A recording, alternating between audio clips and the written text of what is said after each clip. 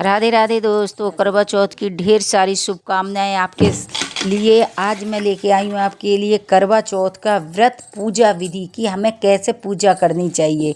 देखिए, इस बार हमारा करवा चौथ पड़ रहा है 20 अक्टूबर दिन इतवार इतवार के दिन पड़ रहा है। तो देखिए, एक चौकी लेनी चाहिए, उस पर हमें लाल कपड़ा बिछाना चाहिए, उस पर हमें अष्ट चावल बिछाकर उस पर अष्टदल कमल बनाकर उस पर हमें कलश विराजमान करने चाहिए। कलश में कुछ अक्षत चावल फूल डालकर और उसके ऊपर हमें फिर एक चावल का पात्र रखना चाहिए और उसके ऊपर एक हमें दीप रखना चाहिए, जो कि हमारी पूजा में दीप सबसे ज़्यादा अनिवार्य बताया गया है। कुछ अक्षत या जौ डालकर उसके ऊपर हमें करवा चौथ माता को विराजमान करना चाहिए। इसके बाद हमें करवा चौथ माता को चुंदरी उड़ानी चाहिए। यदि आपके पास चुंदरी नहीं है तो आप उनको कलावा भी उड़ा सकते हैं। थोड़े से अक्षत रख के उस पर हमें गणेश जी को विराजमान करना चाहिए कि सर्वप्रथम गणेश जी की पूजा होती है, जो कि हम कहानी सबसे पहले हम गणेश जी की कहानी सुनते हैं, ठीक है ना। तो आप सबसे पहले, यदि आपके पास गणेश जी हैं तो ठीक है, नहीं तो आप सुपारी भी रख सकते हैं। गणेश जी सुपारी के भी बनाए जाते हैं। इसके बाद हम एक लेंगे कलश, उसमें जल भरेंगे। ये करवा चौथ में कलश रखा जाता है। एक हम लेंगे पार्वती माता का कलश। कई जगह खाड़ का भी कलश लिया जाता है, लेकिन हमने ये पीतल का कलश लिया, जो कि अगर आपकी संग सहेली हैं तो आप उनके साथ बदल सकते, नहीं तो हम पार्वती के साथ भी ये कलश बदल सकते, जो कि मैं आपको दिखाऊंगी इसमें।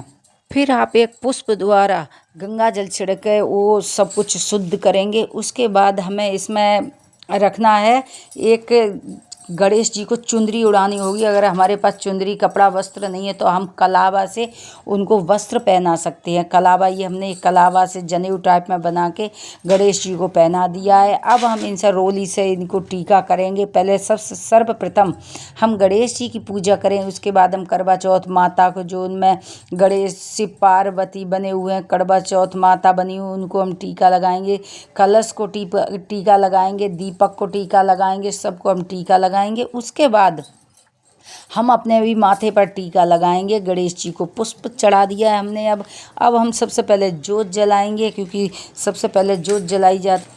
अब देखिए, हमारी जोत जल चुकी है। अब इसके बाद थोड़ी हमें धूप जरूर जलानी है, क्योंकि धूप भी जलाना जरूरी बताया।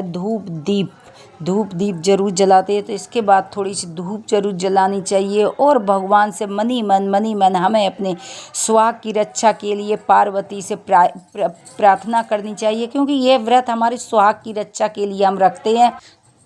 तो हमें बार बार मनी मन उनसे प्रेयर करनी चाहिए। दीप जला के पहले गणेश जी से प्रार्थना करनी चाहिए। विघ्न हरता है गणेश जी हमारे, उनसे बोलनी चाहिए हमारे पति के जीवन के समस्त कष्ट दूर हों। करवा चौथ माता से हमें बार बार प्रेयर करनी चाहिए। और जो हमारी पीलिया होती है, ये तो ओढ़ते हमें एक साड़ी ज़रूर रखनी चाहिए, जो कि ये साड़ी हम या सास को दे देंगे या ननद को दे देंगे। और यदि कोई नहीं है तो हम पंडित को भी दे सकते हैं, पंडितानी भी पहनती हैं, तो उनका आशीर्वाद हमें मिलेगा। गणेश जी पे अब देखिए हमने पुष्प अर्पित किए हैं, भगवान पे, करवा चौथ माता पे। फिर उसके बाद हमें जो हमारे पास जो सुहाग सामग्री हमें पहले से ही इकट्ठी करनी चाहिए, क्योंकि इसमें सुहाग का ही व्रत बताया है, तो इसमें सारी सुहाग सामग्री हमें रखनी चाहिए। कुछ मिष्ठान है दीपक के पास रखनी चाहिए।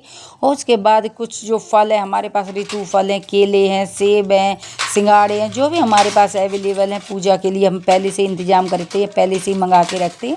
तो हमारे पास सेब रखे थे, कुछ मिठाई है वो रख लो। आप घर में भी बना सकते, बाहर से भी मंगा सकते हैं। मिठाई है, फल है, हमें उन्हें अर्पित करना चाहिए। सुहाग सामग्री जो हमारे पास है, वैसे तो कहते हैं इसमें 16 श्रृंगार हमें अर्पित करना चाहिए।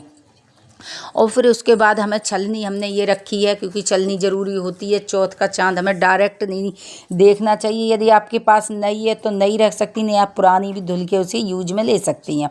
मिष्ठान अर्पित कर दिए। कुछ दक्षिणा ज़रूर रखनी चाहिए, कि देखिए पूजा में हमसे कुछ न कुछ यदि छूट जाता है तो वो हमारी जो हम दक्षिणा चढ़ाते हैं वो हमारे पूरा हो जाता है। कहते हैं ना कि जो कुछ कमी रह गई है तो करवा चौथ माता से हम कहते हैं, भगवान से कहते हैं कि जो दक्षिणा के रूप में जो हमने कुछ कमी रह गई है उसमें स्वाग सामग्री में या कुछ भोग में, तो वो पूर्ति हो जाती है। ये दक्षिणा और ये जो स्वाग सामग्री है ये हम अपनी ननद को दे सकते हैं, हम अपनी सास को दे सकते हैं, और यदि वो नहीं है तो हम वो पंडित को भी दे सकते हैं, जो पंडितानी अपने यूज में ले लेते हैं। और ये हम इस तरह पूजा करके फिर हम हाथ में थोड़े अक्षत लेंगे, अक्षत नहीं है तो आप गेहूँ ले सकते हैं। कहानी पढ़ेंगे, पहले गणेश जी की कहानी है, उसके बाद करवा चौथ माता की कहानी। हम अगर कोई सखी सहेली है तो उसके साथ पढ़ सकते हैं, कोई नहीं है तो हम आराम से यहाँ बैठ के पढ़ सकते हैं।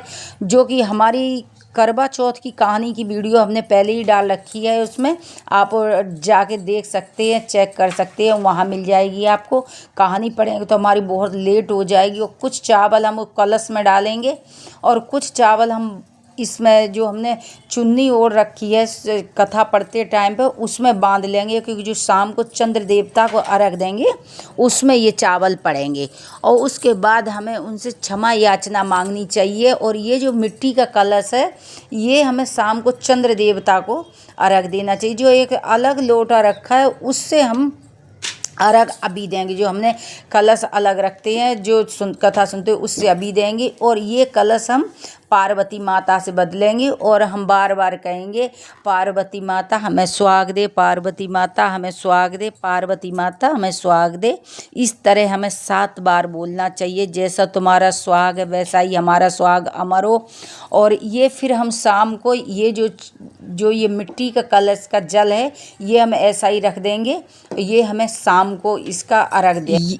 तो इसके बाद फिर ये हम शाम को इसको अर्घ दे के कुछ परिक्रमा लगाएंगे।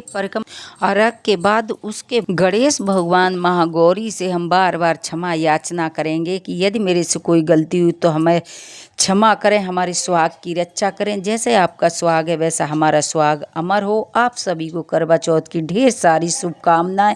स्वस्थ रहें, मस्त रहें, हंसते मुस्कुराते रहें। यदि हमारी वीडियो आपको पसंद आ रही हो तो हमारे चैनल को आप सब्सक्राइब करें, वीडियो को लाइक करें। थैंक यू, धन्यवाद।